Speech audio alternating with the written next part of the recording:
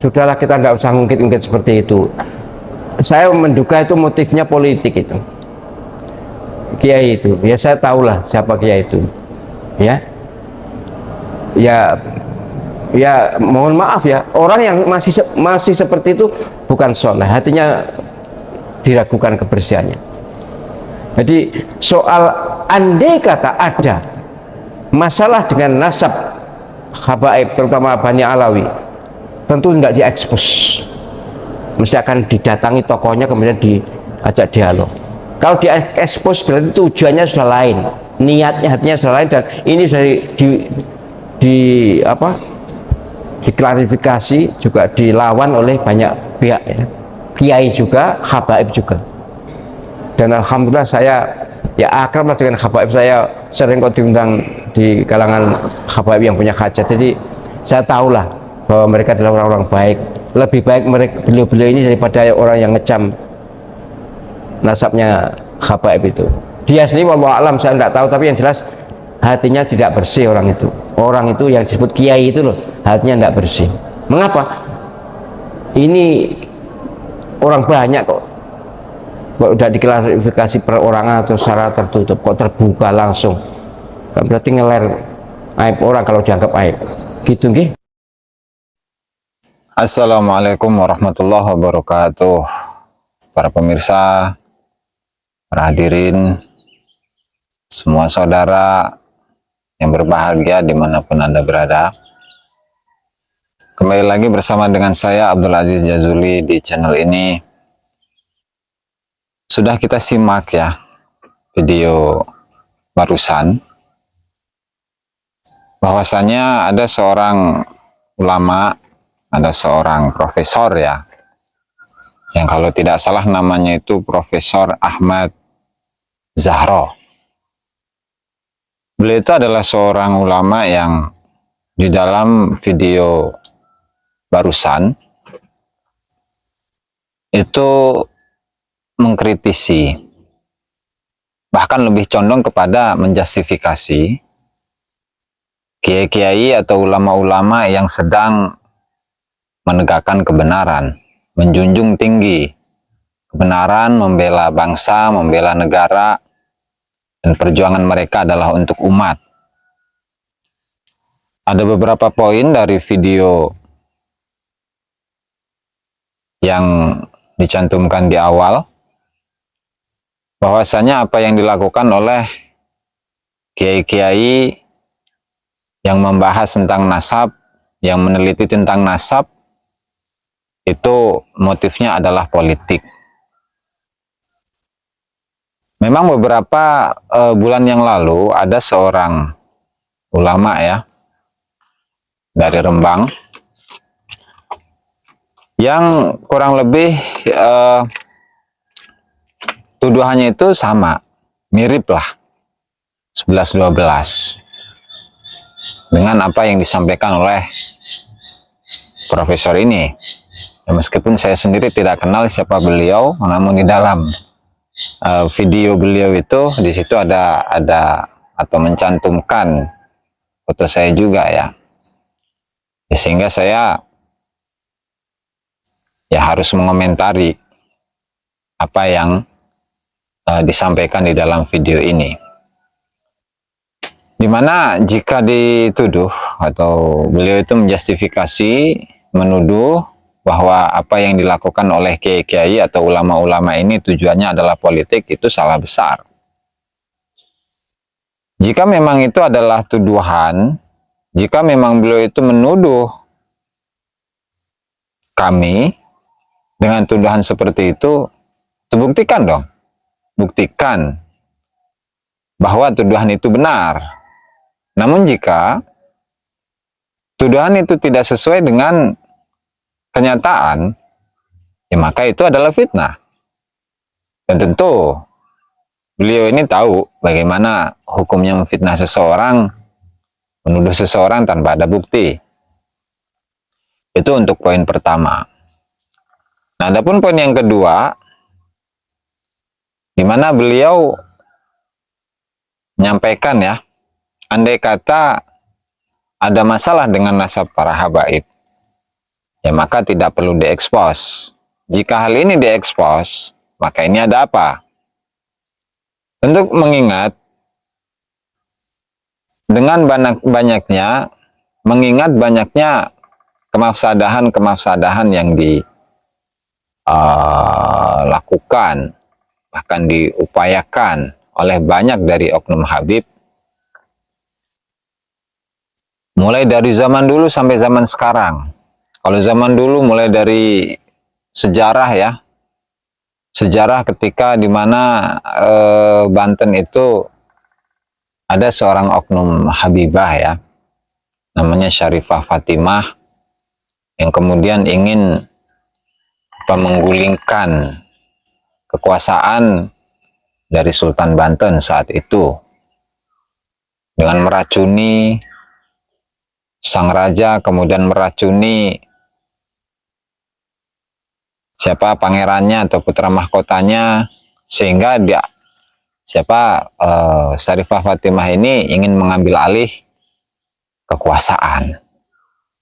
Kemudian disusul di tahun 1888 ketika ada geger Cilegon. Kemudian gagalnya pergerakan dari para ahli tarekat Banten. Gagalnya itu oleh siapa? Ya oleh oknum-oknum Habib. Kemudian banyak lagi pembelokan sejarah, mulai dari yang pencetus dari bendera merah putih, kemudian penentu hari kemerdekaan, kemudian yang membuat Garuda, patung Garuda Pancasila, dan lain sebagainya. Kemudian pasca kemerdekaan, siapa yang menjadi pemimpin utama dari pergerakan-pergerakan PKI? Itu dari siapa? Yang namanya DNID itu, ya, Dipa Nusantara, yang aslinya adalah orang Belitung, yang kemudian aktif di dalam mempelajari dan juga mendalami, bahkan masuk dalam pergerakan-pergerakan PKI, ya. Kemudian saat ini mulai dari pembelokan sejarah, kuburan-kuburan yang diklaim sebagai keluarga Ba'lawi dan seterusnya. Kemudian upaya provokasi kepada masyarakat untuk menggulingkan pemerintahan dan lain sebagainya. Kemudian suka merendahkan masyarakat Indonesia, ya, menganggap bahwa kelompok mereka adalah kelompok yang paling mulia di antara kelompok-kelompok yang lain. Kemudian, dan masih banyak lagi lah, kalau kita bicarakan satu persatu itu masih banyak lagi tentunya. Sehingga hal ini memicu penelitian nasab yang dilakukan oleh Kiai Haji Imad. Sehingga pada hakikatnya kami sebagai santri yang menyukai pengetahuan, yang selalu haus akan keilmuan, justru dengan adanya penelitian ini, penelitian nasab ini, cakrawala pengetahuan, cakrawala keilmuan itu pun semakin luas. Yang awalnya di kalangan santri itu tidak ada yang, atau tidak mau tahulah tentang ilmu nasab. Kemudian dengan adanya ini, penelitian nasab yang dilakukan oleh Kiai Haji Imaduddin, itu membuka cakrawala bagi kami, khususnya para kalangan para santri. Sehingga hal ini tidak bisa dikatakan bahwa ini adalah urusan pribadi, bukan, ini adalah urusan umat. Sementara kita sebagai umat Islam itu berkewajiban untuk mengatakan apa yang benar harus dikatakan sebagai sebuah kebenaran, suatu kebatilan ya harus dikatakan sebagai sebuah kebatilan.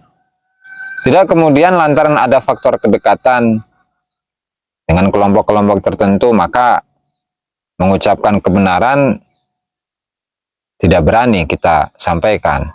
Untuk mengucapkan kebenaran kita tidak mau, bahkan tidak berani, tidak enak untuk menyampaikan kebenaran itu. Ya, walhasil itulah poin yang kedua.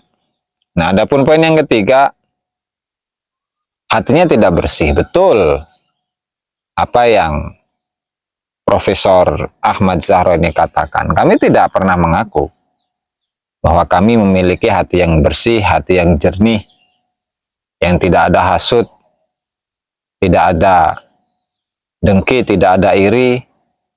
Nah, namun kami itu tidak pernah menjustifikasi orang lain bahwa hati-hati orang lain itu adalah hati yang kotor. Enggak. Hatinya orang lain itu adalah hati-hati yang penuh dengan kebencian, kedengkian, hasut, iri, dan seterusnya. Tidak. Karena ini urusan hati loh. Urusan hati. Jika kita ini membicarakan tentang hati, ya berarti itu adalah ranah pribadi. Tidak bisa kita ini kemudian menjustifikasi orang lain bahwa dalam hati kamu ada keirian, kedengkian. Nggak bisa. Lalu, dari mana profesor ini bisa mengatakan bahwa kami yang memperjuangkan kebenaran itu memiliki hati-hati yang penuh dengan iri, penuh dengan dengki, penuh dengan kebencian? Ya, tidak seperti itulah. Ya, saya tidak mau mengajari profesor lantaran jelas beliau profesor, ilmunya tinggi. Namun dalam pengaplikasiannya ini kami tidak setuju dengan apa yang beliau tuduhkan kepada kami. Sehingga kita sama-samalah saling menasihati antara sesama muslim ya. Sesama muslim kita harus saling mengingatkan, saling menasihati. Yang pada intinya adalah mari kita sama-sama belajar. Sama-sama mempelajari betapa luasnya ilmu yang Allah Subhanahu wa taala berikan kepada diri kita. Sehingga hal ini mungkin khususnya bagi kalangan santri, ilmu nasab adalah suatu ilmu yang penting. Dengan adanya kajian ini, dengan adanya kajian nasab, wawasan kita tentang ilmu nasab itu lebih luas. Sehingga apa yang dituduhkan kepada kami, mulai dari motif politik, ya, kemudian sampai kepada hati yang tidak bersih. Yang menurut kami hal atau statement-statement itu tidak perlu dikeluarkan, apalagi munculnya dari seorang profesor. Itu ya, barangkali itu saja yang bisa saya sampaikan. Kurang dan lebihnya saya mohon maaf. Wa tawassaw bil haqqi wa tawassaw bis sabr. Wallahul muwaffiq ila aqwamit thoriq. Wassalamualaikum warahmatullahi wabarakatuh.